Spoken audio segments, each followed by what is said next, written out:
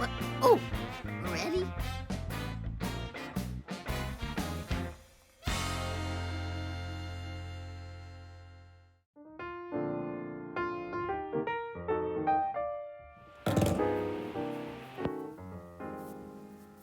What, Jimmy?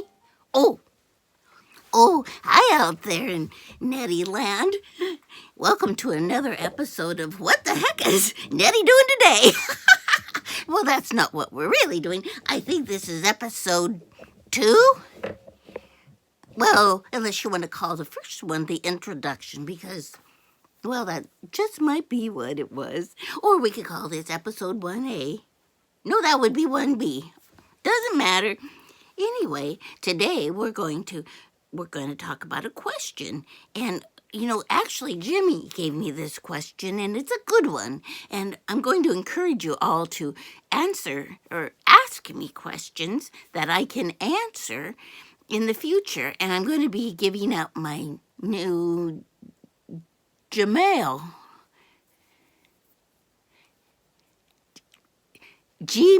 address. It's like my AOL account, but it's got a G in front of it or something. Anyway, you'll have access to that, so you could just email me a little question, and they're gonna have to be nice, or you'll get spammed or out of here. I think it means that you won't be able to ask me any more questions again, because he's going to kind of look at them first. He's tough. But his question's good, so let's get to it. Jimmy wanted to know what it meant when somebody said, "Jimmy, you need to practice a little more gentleness when you speak to others." Now, anybody's guess who might have said that to him? Oh, I'm sorry, Jimmy. This is serious. It is serious because I think I said it in a gentle way to him too, didn't I, Jimmy? Yeah, and he's very brave that he doesn't mind this being the first question that is asked on the internet. So here we go. We know gentle in many forms. It's a gentle, soft stroke or touch, that touch from somebody who just gives you a little peck, or the gentle rocking of a baby, or the gentle motion of a boat on the water. There's a commercial about some toilet paper that's made with gentleness in mind. I don't know, that's the expensive stuff. I've never tried it. Doesn't matter, keeps me alert. So, you know what? When you're talking about being gentle with your words and being gentle with your manners, it's not much different, because we have such a culture right now that thinks that trotting on other people's feelings or expressions is okay. It's just not okay. Probably the loudest, most rough-speaking people in the world are the ones most in need of gentleness. And how do we do that? I mean, how do we respond in gentleness when somebody is just being kind of mean to us, like crappy mean? Well, it's not easy. But my suggestion is that first you learn to treat yourself with gentleness. That is, when you feel yourself getting in kind of an uproar, when that anger button's kind of pushed and you start feeling a little heat start from your toes, and it goes into your stomach and then into your chest, and it just pop out your mouth. Now, does that feel gentle? It sure didn't to me right then, boy. Whew. So, let me tell you, it's good. That's good to feel that first, because that is the signal. That is the red alarm to stop what you're doing. Especially if you're like on Facebook and you're just ready to pop off an answer to somebody who's just been a bully. Well, some of those bullies online, that's what they do every day for a living. Not that they get paid for it, but because it makes them feel good for whatever reason. You know why? They need to feel more powerful than you.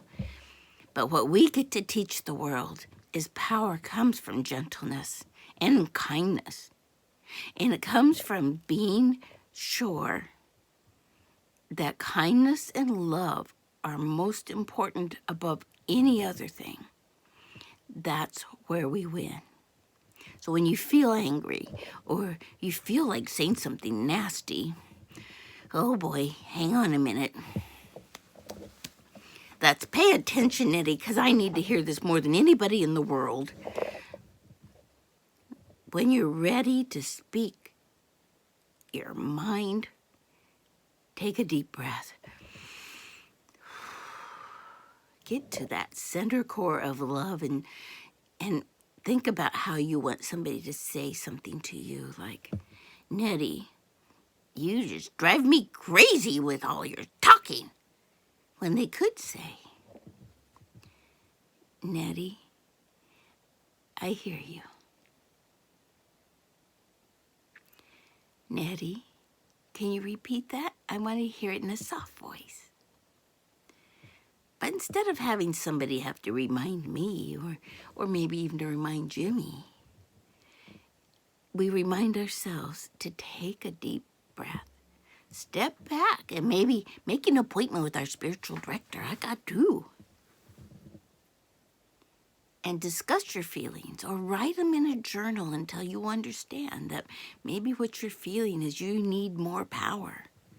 There is no power in bully words. None. It makes you feel worse, makes you feel weak, and you have not responded from kindness, intelligence, empathy, or compassion. So let's just work on being gentle, kind. You know what? Nettie loves you. And thanks for loving me, even though sometimes I can be Nettie. Don't be crappy. Be happy. Nettie loves you.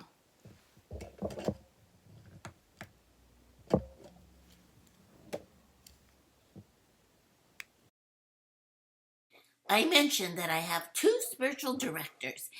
If you'd like to find out more about spiritual direction and what it has to offer for you, I'm going to put the website to holylistening.com in the description of this video in YouTube, and I'll try to put it someplace on my webpage too. I hope it doesn't get lost, but spiritual direction is something that's really good, and it really helps you look at your heart. Okay, bye.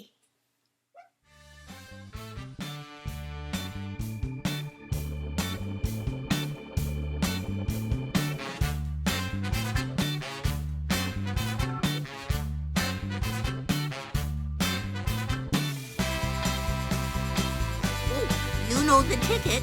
Remember to subscribe and give me a thumbs up. Thank you.